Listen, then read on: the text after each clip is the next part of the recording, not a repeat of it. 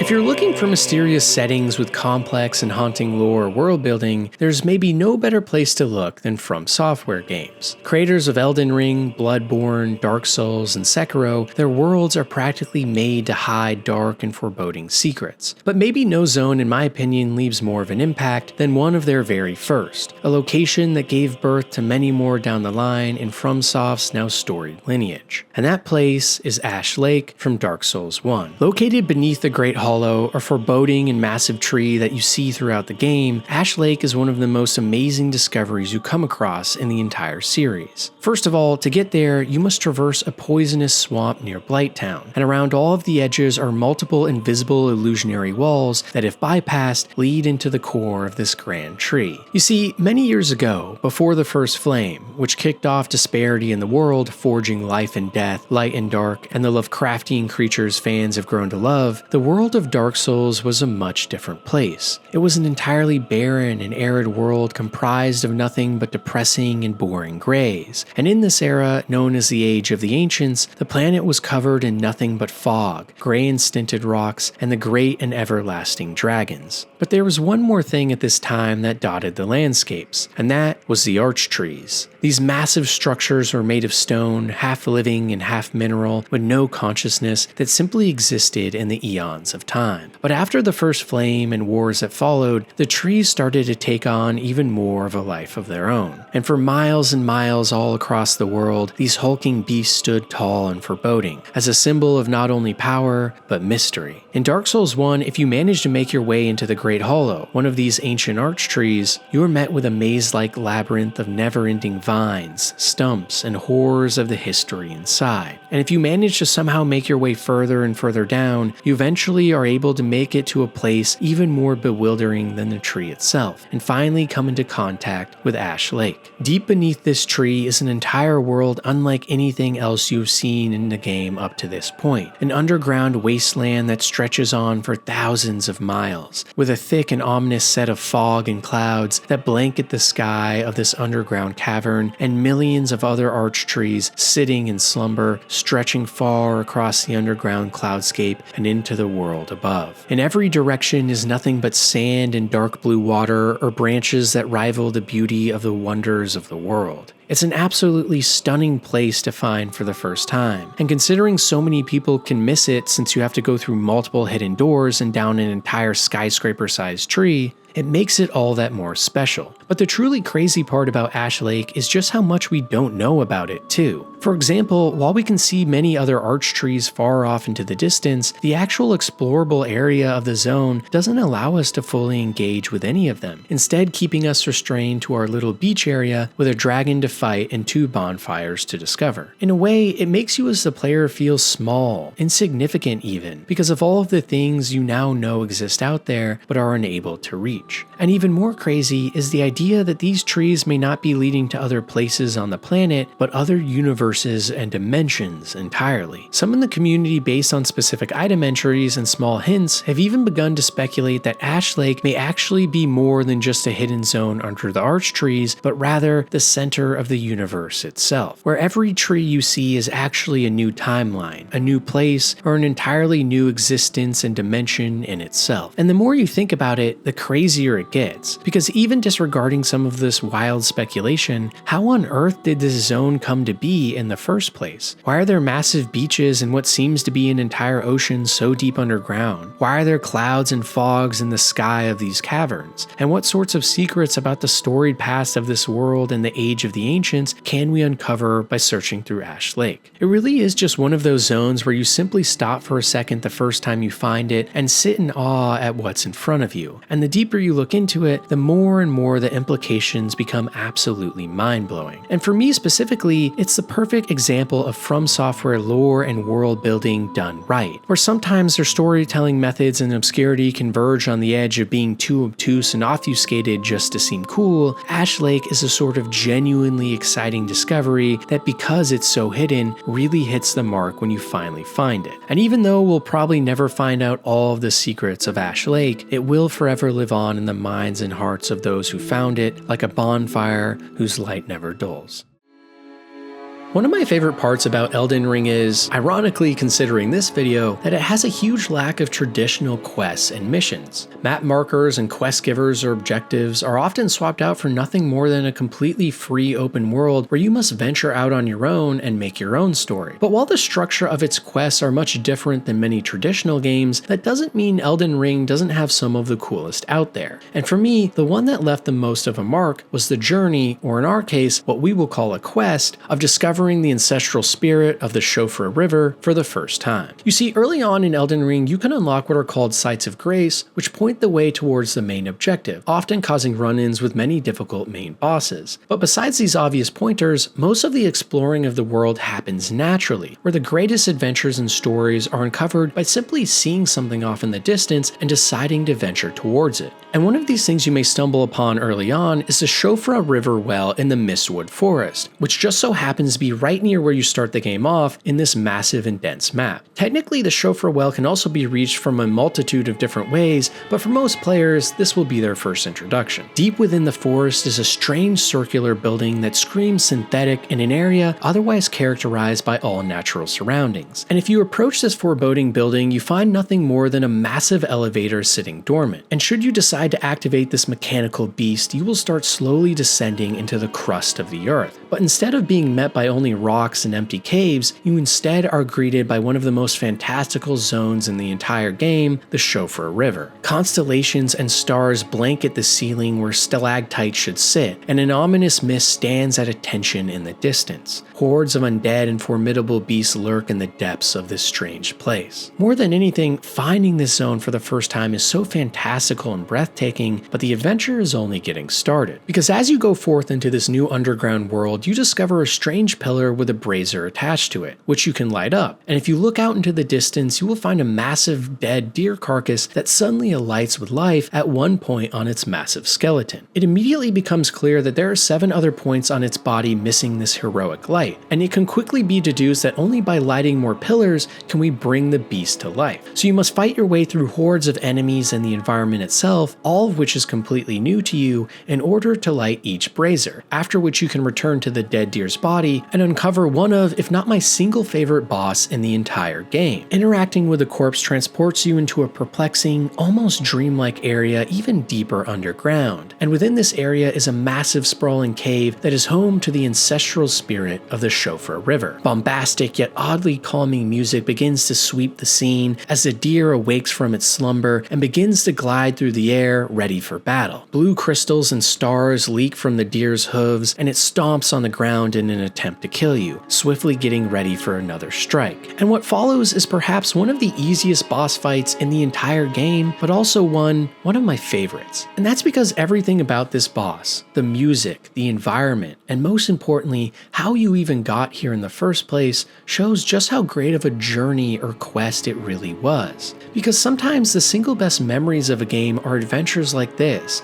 that don't even have a single line of dialogue, but rather focus on giving the player agency to discover things for themselves, and a payoff at the end that makes it all worth it. Not everything has to be so rigidly structured, and not every quest and mission in a game has to hold the player's hand the entire way through. Often, it's those journeys that we discover on our own, those stories that we uncover without any help, that will last with us the longest. And it goes to show why this type of game design, the FromSoft formula, has become so popular and beloved, because it takes traditional quest structures and spins them on their head, asking so much from the player, but also giving them back so much in return as well. Another interesting theory proposed online by one extremely vigilant Reddit user, Le Bonjour, postulates that the entire map of Elden Ring itself is actually the body of Godwyn, the first god ever killed during the events of the Shattering. This sounds crazy at first, but if you look at Godwyn's decaying body in game, and then at the map of Elden Ring, the similarities start to make sense. For example, the great volcano of the map is placed directly where Godwyn would have been stabbed by the Godkiller weapon. The Erd tree lies at his heart, and Liurnia his intestines, and so on and so on. So could it possibly be that the world of Elden Ring is actually directly formed from the body of a now dead god? The more likely theory is that Godwyn's dead body began to form into the world around him as the Deathroot plague from his body began to spread, potentially stealing essence from the lands between and transferring it to the diseased and lifeless body of Godwyn. Either way though, it's crazy to think that Godwin's literal body upon death somehow directly connected with the world and now in some way is a part of it, either changing the world and its formation or pulling from its essence to create something new.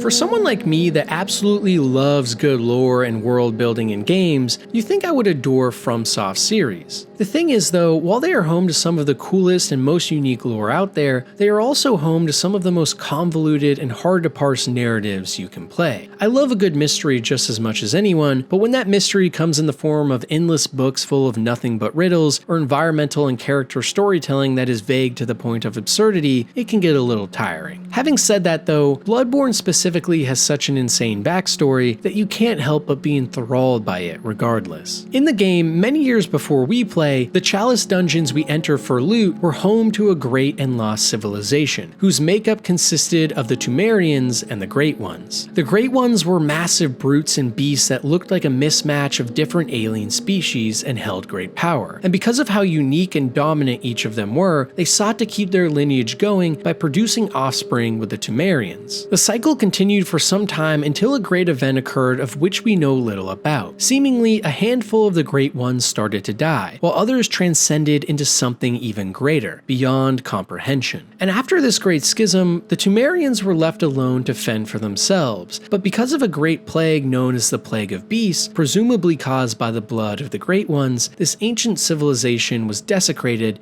and left to rot. From the ashes, years later, a group of scholars stumbled upon these cursed lands, and during their excavations, the blood of the Great Old Ones was unearthed. So for years, societies began to flock to these lands as tales of medical miracles taking place spread like wildfire, with multiple different factions creating blood magic and serums that could heal any ailment or bend the fabric of space itself. Over time though, this utopia of sorts began to crack at the surface. People were beginning to turn into Cthulhian monsters and beasts, stalking other townsfolk and drinking their blood like animals. And to counteract these monsters, an organization known as the Workshop was created that in the dead of night would train and send out beast hunters who would quell the growing tide. But with time, as more factions stumbled upon dormant Great Old Ones or mysterious blood rituals, the town and surrounding area we see in Bloodborne became agents of pure chaos. When we play as a beast hunter in game, we venture out to destroy the monstrosities of the blood of ancients, carrying a melee weapon in one hand and a firearm in the other. And along the journey, we stumble upon so many strange and harrowing monsters that speak in nightmares of terror. Like many other FromSoft titles, it's a series that is extremely dark and hard to understand, but the more you read and really take in everything around you, the more you can slowly paint a picture as to what really happened. And more than anything, the dreary nature of this setting adds so much to the lore, with constant blood, sacrifices, and horrific events that culminate in a world that is hard to look at, but impossible to pull yourself away from. I know I mentioned that FromSoft games can almost be too pretentious sometimes in how they present lore, but it does make for such fun discussions about what these stories are, where rather than being consumers being entertained, the community acts more like archaeologists revealing to the masses the history of a forgotten world. It's a playbook that I think most games and series should at least look into taking from, but it can get tiring at times too.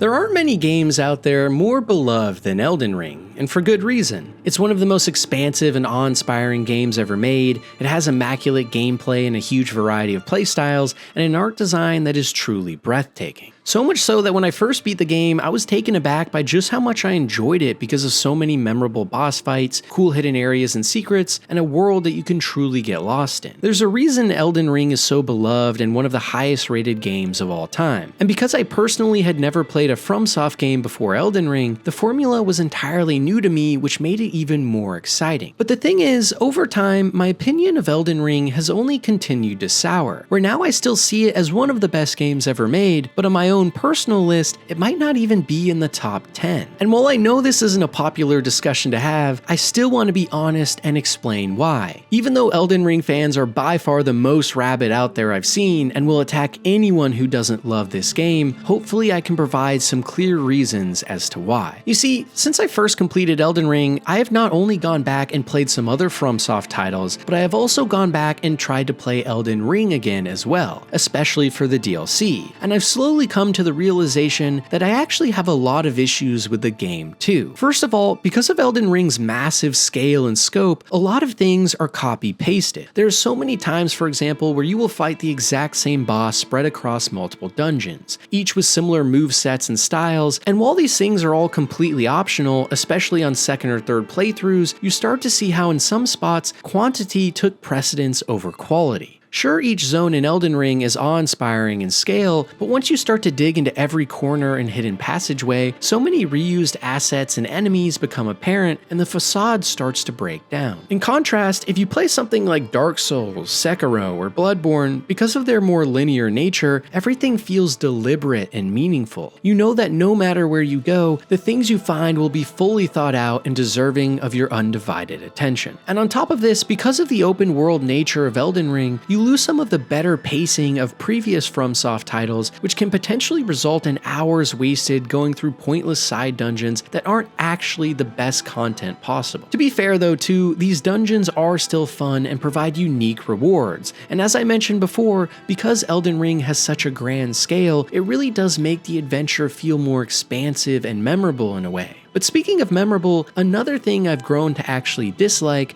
is how Elden Ring handles lore. When I originally played the game, because it was my first time playing a FromSoft title, I hadn't seen any stories told in quite the same way. It was so cool how I understood almost nothing, and how you had to read item descriptions and murals on the wall to try and piece together the insane lore of the past. After all, most of my favorite worlds in gaming are home to largely mysterious places with tons of unanswered questions, and in essence, Elden Ring itself is just one big mashup of all of those things I like. But in retrospect, once again, after playing more and watching tons of YouTube videos on the lore of the game, I've actually begun to not like it at all. Weird and strange or unexplainable lore is cool, but when your game's story and past is told in such purposely esoteric and hard to understand ways, it comes off as almost pretentious rather than cool. Or in other words, having some mystery is fun, but that mystery needs to be grounded in something that feels real and tangible. In Elden Ring's case, literally everything about the lore, the characters, and the world is just so overbearing and cumbersome to even try to understand. I would watch literal 1 hour long videos explaining the most mundane things about the lore in Elden Ring, and sure, by the end of it, it made a little more sense, but then you would watch again and realize how many assumptions are just being made, how much bullshit is being intertwined with facts, and more than anything, the feeling that Elden Ring is just trying to be hard to understand just for the sake of it. I appreciated this fact at first because I assumed it was all growing towards something that would make full sense and be more interesting, but after diving down the lore rabbit hole for over a year after the game's initial release, I finally have just come to the conclusion that the lore for this game on the most part sucks,